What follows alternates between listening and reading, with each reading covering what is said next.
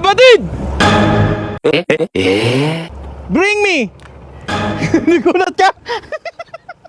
Bring me Bible verse. Meron kang Bible verse? We? Meron nga? O sige, sige, dito. Sige, bigyan mo ako ng favorite mong Bible verse dyan. O, hawakan mo to, mic yan. 1 Corinthians chapter 16 verse 14, do everything in love.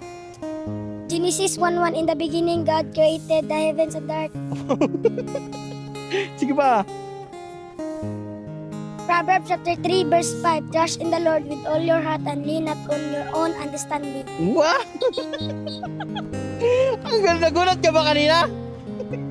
Kilala mo ako? Wow! Napapanood mo yung video ko? Wow, galing ah. Ah, sige, ilan taong ka na? 9. Sige, Mike yan, ilan taong ka na? 9. Ano pangalan mo? Christian. Saan ka galing?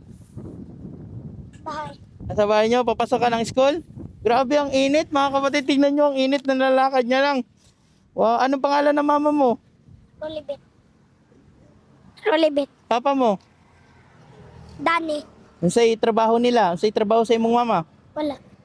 Ha? Ay wala, nasa bahay lang. Imong papa, ano sa'yo trabaho? Wala rin. Wala na shop. Ah, yung shop. Ah, inyohan na, diya.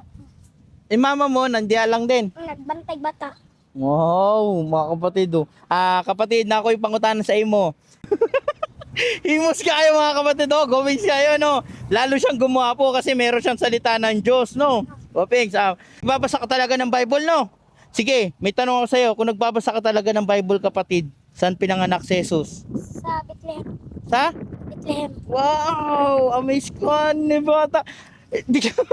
Bigyan mo ako ng mga pangalan galing sa Bible. Sige. Si Noah, Moises, Jesus, Wow. Jacob, Pablo. Wow! Grabe, abtik ka ay ni bata, ha? Grabe, no? Ano pangalan din ng mama mo? Rolibet.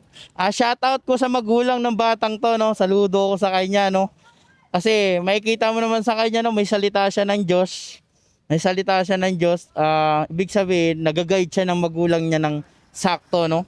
Dahil yan, kapatid, anong gusto mong sabihin kay Lord? Anong gusto mong pasalamatan kay Lord? Salamat. Sa? Pantay sa among matulog. High five tayo dyan. Tagaan tawag blessing galing kay Lord.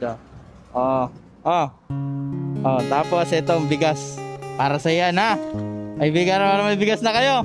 Okay? High five tayo dyan. Thank you. Ingat ka, ha? Sige, sige na. Ingat ka sa eskwela.